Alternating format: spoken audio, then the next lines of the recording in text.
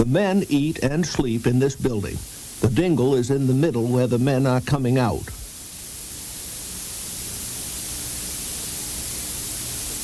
We will now show you a couple of hall boys from Kennebec sawing a pine.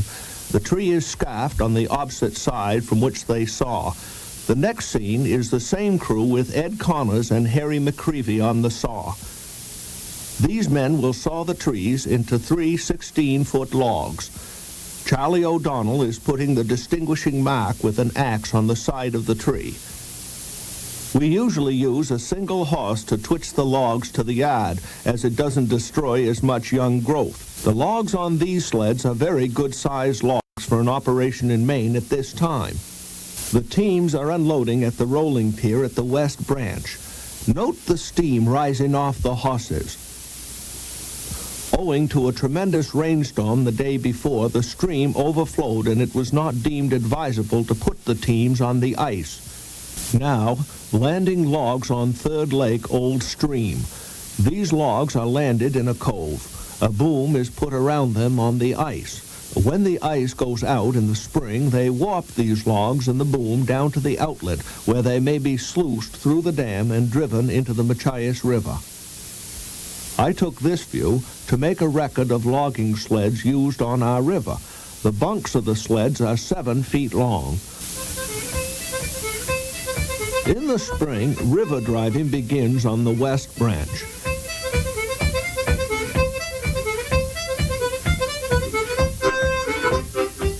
Logs coming down the stream have collected on the boulders on the shore and are forming a wing, which, if not removed, will build across the stream and form a jam.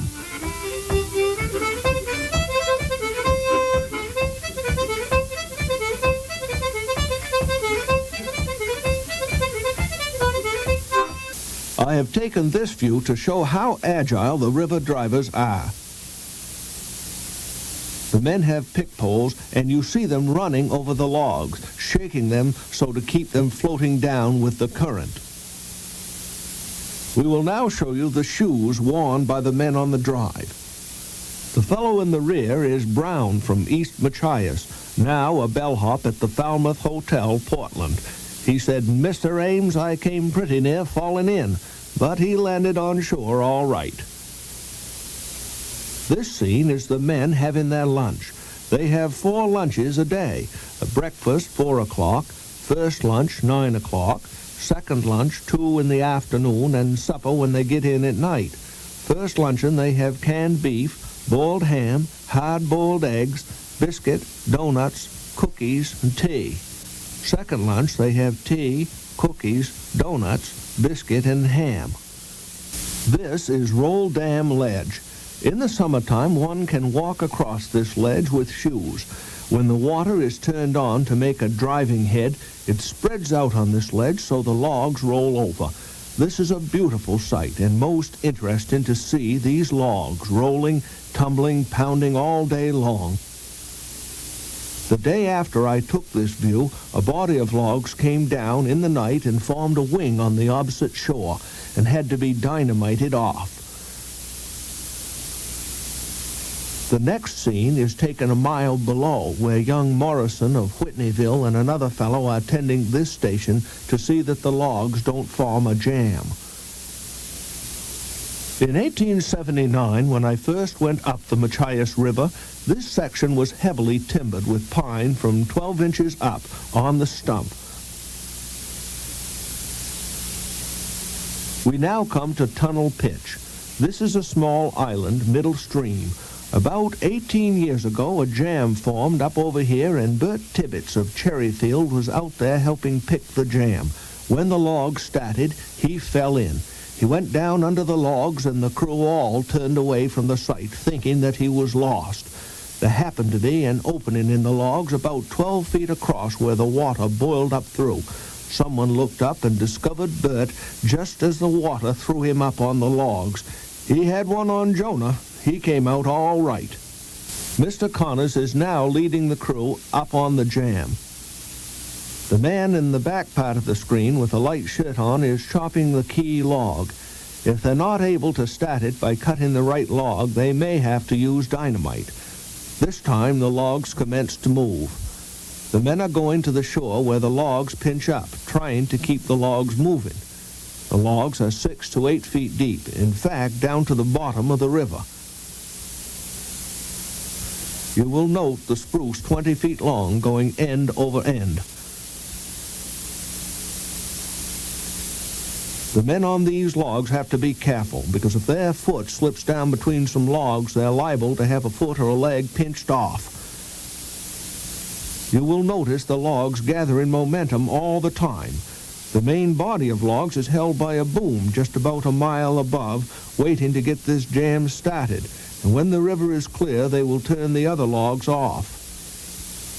From the top of the mill, you see different pockets of the mill pond where spruce, pine, and hemlock are sorted.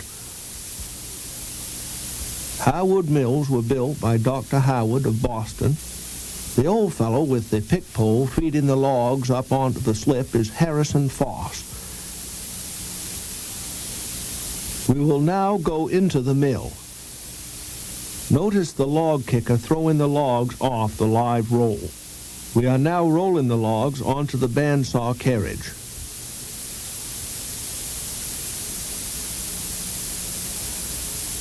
When the log comes back, it is turned down on the skid.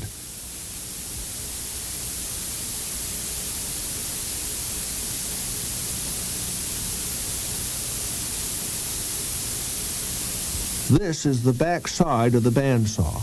The sawed lumber coming off the live rolls. Pine boards 16 inches wide. The square edge boards going through the edger.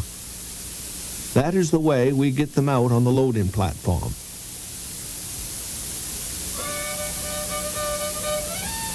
The live edge boards have to be edged. The saws are set on a shaft with guides which pull them back and forth to make 6, 8, or 10-inch boards.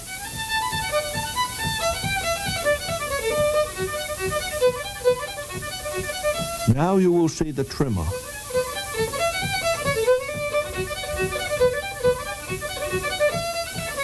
We are now cutting edgings.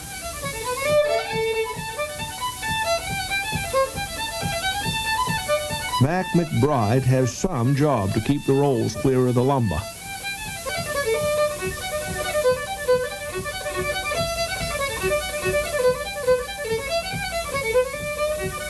We are getting out 10 by 12 timber for bridge frames.